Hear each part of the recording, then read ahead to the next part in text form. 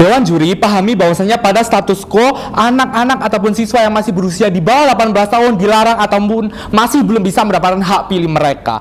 Kami rasa sebagai sisi pemerintah mekanisme ini merupakan mekanisme yang sangat problematik, yang mana anak-anak ataupun siswa yang masih di bawah 18 tahun merupakan objek dari kebijakan-kebijakan yang akan diterapkan oleh pemerintah, yang mana mereka akan merasakan dampak hal dari kebijakan-kebijakan tersebut, bukan? Namun mereka tidak diberikan kesempatan untuk bisa menentukan nasib mereka dalam 4-5 tahun ke depan, karena mereka masih belum diberikan kesempatan untuk bisa memilih dalam pemilihan umum ataupun pemilihan yang lain. Sangat tidak adil, bukan, ketika mereka tidak diberikan kesempatan itu. Maka dari itu sebagai sisi pemerintah, kami menginginkan dunia yang mana anak-anak ataupun para pelajar yang masih berusia 18 tahun ke bawah ini diberikan kesempatan untuk memilih setelah mereka menyelesaikan pendidikan mereka dalam jenjang-jenjang yang tertentu. Untuk memperjelas perdebatan kali ini akan ada beberapa mekanisme dan juga perbingkaian akan kami jelaskan di sisi pemerintah. Yang pertama, pemerintah akan membuat peraturan yang memperbolehkan mereka untuk memilih. Artinya akan ada dasar secara resmi di sini kepada mereka para pelajar untuk bisa memilih walaupun usia mereka tidak mencukupi seperti yang ada pada status quo. Yang kedua, akan ada sosialisasi dan juga edukasi yang mana pada perdebatan kali ini akan memperlibatkan sekolah sebagai aktor yang netral pada perdebatan ini, sehingga para pelajar akan diberikan sosialisasi dan juga edukasi tentang pengenalan hak pilih, bagaimana cara memilih dengan baik, dan juga akan diajarkan dan juga diedukasi bagaimana cara membandingkan kandidat. Pada intinya, sekolah di sini tidak mengajarkan siapa yang harus mereka pilih pada pemilihan oleh para peserta didik ini. Namun mereka akan diajarkan bagaimana cara memilih dan juga membandingkan calon dengan baik dan juga benar. Pahami juri bahwasanya mekanisme ini hanya diberikan kepada mereka yang memang sudah lulus ataupun menyelesaikan pendidikan dalam jenjang tertentu. Namun bagi mereka yang belum pernah mendapatkan pendidikan harus menunggu usia mereka lebih dari 18 tahun terlebih dahulu karena mereka belum kompatibel untuk bisa mendapatkan hak tersebut. Masuk pada argumen di sisi pemerintah, kami akan menjelaskan mengapa anak-anak di bawah usia 18 tahun harus diberikan hak pilih. Karena yang pertama, hak pilih akan diberikan kepada mereka yang merupakan sasaran ataupun objek dari suatu kebijakan pemerintah, yang nantinya kebijakan ini akan menentukan nasib mereka selama 4-5 tahun yang akan datang.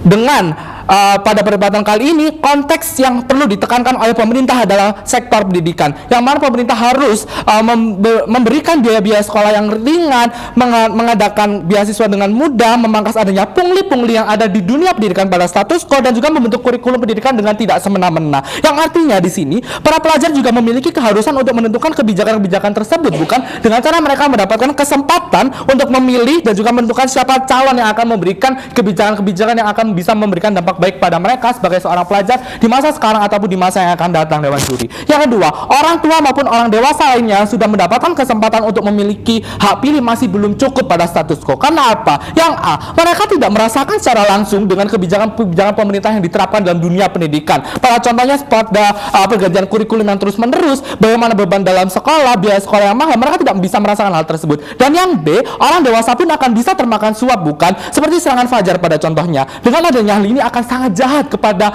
yang diberikan kepada para pelajar di bawah 18 tahun ini, yang mana nasibnya ditentukan oleh orang-orang dewasa yang masih belum kompatibel karena mereka mudah termakan suap menyuap dalam pemilihan umum ataupun pemilihan yang lain, dan mereka tidak bisa merasakan hasil ataupun dampak dari kebijakan itu secara langsung, bukan. Yang ketiga, anak-anak memang sudah seharusnya diberikan kesempatan untuk memilih. Karena apa? Karena yang A, mereka sudah rasional juri. Ketika mereka sudah tahu mana calon yang baik, mana calon yang buruk, dan mana calon yang sudah melakukan korupsi. Mereka kini sudah dididik untuk bisa bernalar kritis, Dewan juri, dan mereka harus bisa membedakan mana baik dan benar, bukan. Dan yang B, walaupun mereka akan dianggap tidak mampu atau tidak rasional oleh oposisi, itu tidak begitu buruk karena banyak orang dewasa juga yang tidak rasional pada status quo, dan mereka orang-orang dewasa itu kurang pemahaman, pengetahuan, dan juga kemampuan dalam memilih saat ada pemilihan dalam kerasionalannya, bukan. Ini berarti bahwa rasionalitas bukan menjadi patokan seseorang untuk bisa memilih atau tidak, Dewan juri. Dan argumen yang kedua, kami akan menjelaskan mengapa dengan memberikan hak pilih kepada mereka di bawah usia 18 tahun akan berdampak positif. Karena yang A, karena para pelajar ini menjadi sosok yang bisa menambahkan suara, para calon-calon ini akan membuat kebijakan-kebijakan akan memberikan dampak baik di dunia pendidikan, bukan, seperti